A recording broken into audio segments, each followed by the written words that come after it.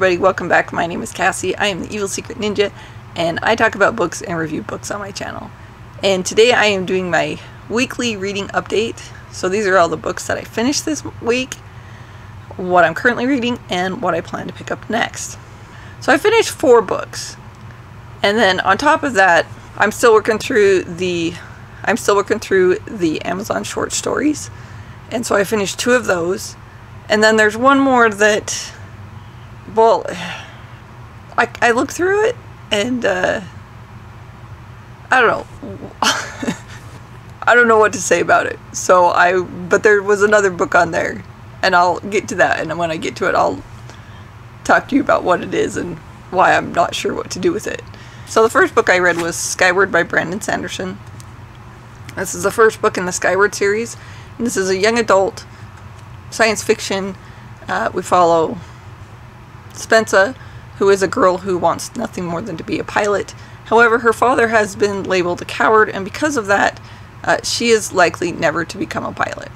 So this is kind of the beginning of that, and I'll say the book started out, it didn't start out really slow, it just started out it was just okay, and then it got really, really good at the end, and by the time I was done with it, I just desperately wanted to pick up the next one. The next book that I finished was Healing the Addicted Brain, the revolutionary science-based alcoholism and addiction recovery program. I'm sad to say, like, this didn't teach me anything. It's stuff I already knew. It talks a lot about addiction as a disease, and how we kind of look at addiction as like a moral failing, if there's something wrong with the people who are addicts. It was alright, it's just I didn't learn anything. The next one that I finished was The Witchwood Crown by Tad Williams, and this is the first book in the Last King of Ostenard, and this is a continuation after Memory, Sorrow, and Thorn. We follow some of our same loved characters from Memory, Sorrow, and Thorn, and their children and grandchildren. And it's kind of their children and grandchildren's turn to take the helm and see the problems that are arising now in the world, or in their world. And I really liked it. I've always loved Tad Williams' writing style.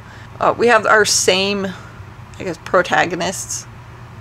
They were beaten down, and now they're trying to rise again. Which, you know, if you look at history, that is what happens. The people that you think you have destroyed and wiped out, sometimes they come back. The last book that I finished this week was Summer Night, which is the 4th book in the Dresden Files, and this is by Jim Butcher, and this follows our wizard Harry Dresden, and in this one he is trying to stop a fairy war that's going to come at the cost of a lot of human lives. Seeing as the Dresden Files is progressing, I'm starting to like it more and more. It's starting to be more than just the average urban fantasy. There seems to be a little bit more at stake. And also, there's a lot of setup that's clearly going to have to take place in further books. It's going pretty good, and that one was a lot of fun to read. So those are the 4 books that I finished. And then I had 2 short stories. They were like 20-30 pages each. And this is part of the Black Star series, which is an Amazon original. And if you've never seen these, when you go into your Kindle and you go into the Kindle store, click on like Prime Reading, and they will come up with like several books that you can read for free, and this was one of them. And they have actually a lot of things they call Amazon stories that they put in there that I haven't read a whole bunch of them, but the ones that I've read I've had a lot of fun with. And so the one I read 2 of those. The first one is The Alien Skies, and that one is by C.T. Rwizi. And this one was about a science fiction short story about, they're testing out this, they call it a bridge, but it was kind of like a hyperspace jump that would take them to this planet that was uninhabited. Turns out the planet's not inhabited, and it's also kind of toxic for people. This is kind of how the people have learned to more or less live on this planet.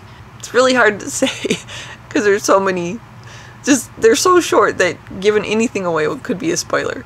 The second one was called Clap Black, and this was by Nalo Hopkinson, and this is, again, it's a science fiction. It has a little bit of a magical, I won't say magical realism, it's clearly magic, but it's more like urban type fantasy, I guess you could say.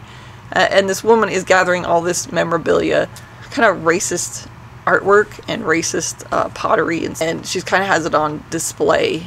So she does her little magic and blows her little flute, and her little figurines go out to travel to other antique stores and will pick up these racist items and bring them back to her, or touch them and make them alive.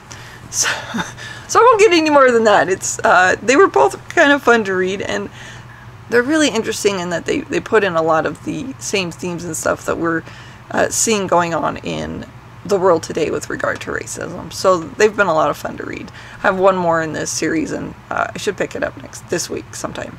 So the last book, I'm not sure what to say about it. I heard about this book, and I just had to see if it was possible for me to find it.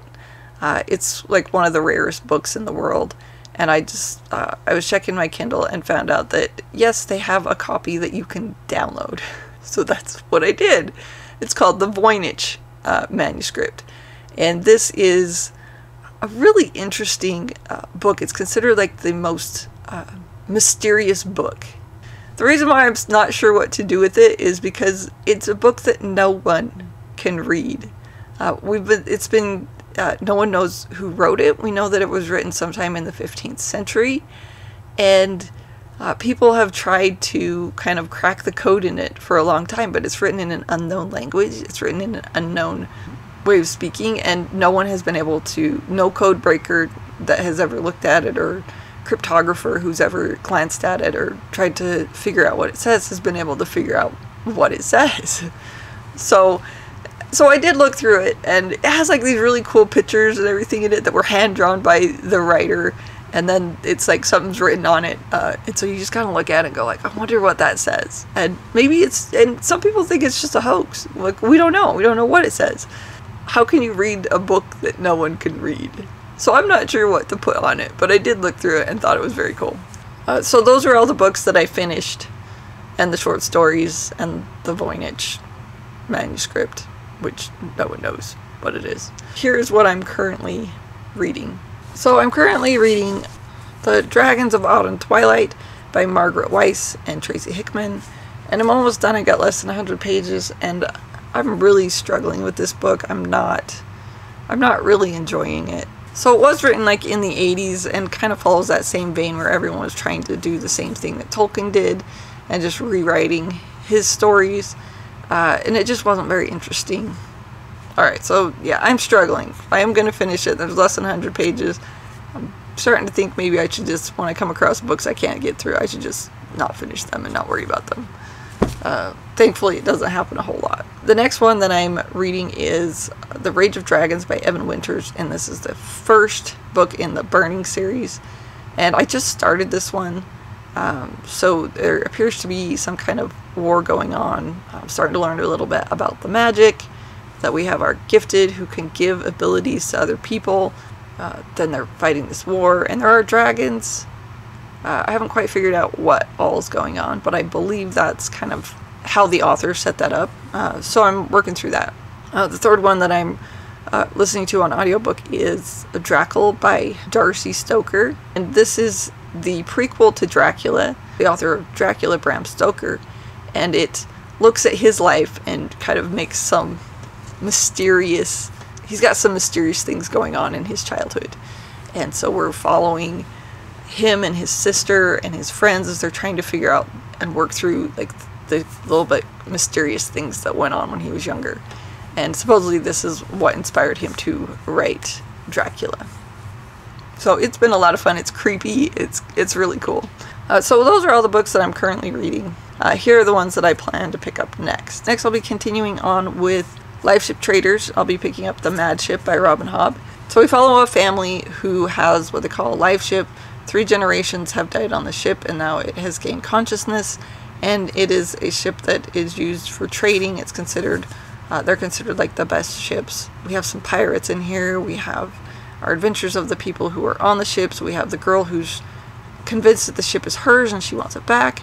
And we have the family who purchased the life ship and everything that they have to go through to keep their life ship. it's a fascinating story.